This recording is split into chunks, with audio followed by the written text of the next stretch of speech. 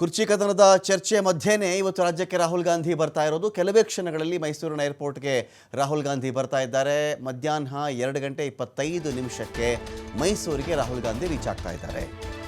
ರಾಹುಲ್ ಗಾಂಧಿ ಜೊತೆಯಲ್ಲಿ ರಾಹುಲ್ ಗಾಂಧಿ ಸಿಗ್ತಾ ಇದ್ದಾರೆ, ನಾವು ಡೆಲ್ಲಿಗೆ ಹೋದ್ರಂತೂ ಸಿಗಲ್ಲ ರಾಹುಲ್ ಗಾಂಧಿ, ಮೈಸೂರಿಗೆ ಬಂದುಬಿಟ್ಟಿದ್ದಾರಲ್ಲ, ಚರ್ಚೆ ಮಾಡಿಬಿಡೋಣವಾ, ಮುಖ್ಯಮಂತ್ರಿ ಹುದ್ದೆ ಸಿದ್ದರಾಮಯ್ಯನವರೇ ಮುಂದುವರಿತಾರಾ ಅಥವಾ ಒಂದು ಬದಲಾವಣೆಯನ್ನು ಸೂಚಿಸ್ತಾರಾ ರಾಹುಲ್ ಗಾಂಧಿಯವರು, ಬೇರೆಯವ್ರನ್ನ ಸೇವ್ ಮಾಡಬೇಕು ಅಂತ ಒಪ್ಕೊಳ್ತಾರಾ, ಅಪಾಯಿಂಟ್ಮೆಂಟ್ ಕೂಡ ಕೊಟ್ಟಿಲ್ಲ ಡಿ ಕೆ ಶಿವಕುಮಾರ್ ಅವ್ರಿಗೆ ಅಂತ ಬೇಕಾದಷ್ಟು ವಿಚಾರ ಚರ್ಚೆಗೆ ಬಂದಿತ್ತಲ್ವಾ.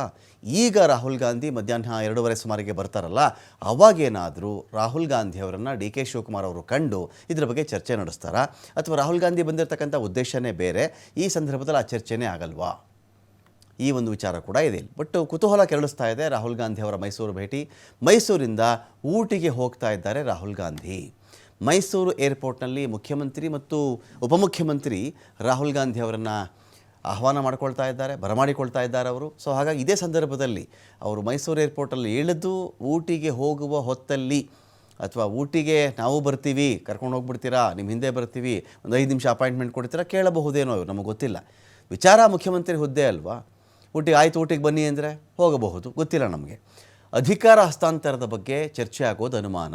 ಅವರು ಏರ್ಪೋರ್ಟಲ್ಲಿ ಬಂದು ಇಳಿದು ಊಟಿಗೆ ಹೋಗುವ ಸಂದರ್ಭದಲ್ಲಿ ಅಷ್ಟು ಒಳಗೆ ಈ ಚರ್ಚೆ ಆಗಿಬಿಡುತ್ತಾ ಗೊತ್ತಿಲ್ಲ. 2 ಬಾರಿ ದೆಹಲಿಗೆ ಭೇಟಿ ಕೊಟ್ಟಿದ್ದಾಗಲೂ ಕೂಡ ಅವಕಾಶ ಸಿಕ್ಕಿರಲಿಲ್ಲ. ಇದೀಗ ಅವ್ರನ್ನ ಬರಮಾಡಿಕೊಳ್ಳುವ ನೆಪದಲ್ಲಿ ಡಿ ಕೆ ಶಿ ಅವ್ರನ್ನ ಕಂಡು ಮಾತಾಡ್ತಾರಾ? ಮೊದಲಿಗೆ ಕೇವಲ ಸಿ ಎಂ ಅಷ್ಟೇ ಸ್ವಾಗತ ಮಾಡಬೇಕು ಅಂತೇಳಿ ತೀರ್ಮಾನ ಮಾಡಲಾಗಿತ್ತು. ರಾಹುಲ್ ಗಾಂಧಿಯವರು ಅಷ್ಟರ ಮಟ್ಟಿಗೆ ಡಿ ಕೆ ಶಿವಕುಮಾರ್ ಅವ್ರನ್ನ ಅವಾಯ್ಡ್ ಮಾಡ್ತಾ ಇದ್ದಾರೆ.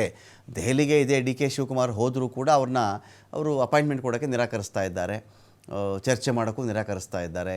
ಏನಾದರೂ ಭರವಸೆ ಕೊಡ್ತಾರೆ, ಅದೂ ಇಲ್ಲ, ನೋಡೋಣ, ವೆಯ್ಟ್ ಮಾಡಿ ಅಷ್ಟೇ ಅವ್ರು ಹೇಳ್ತಾ ಇದ್ದಾರೆ. ಆದರೆ ಈಗ ಸಿ ಎಂ ಅವರು ಮಾತ್ರ ಅವ್ರನ್ನ ಬರಮಾಡ್ಕೊಳ್ಬೇಕು ಅಂತ ಇತ್ತು.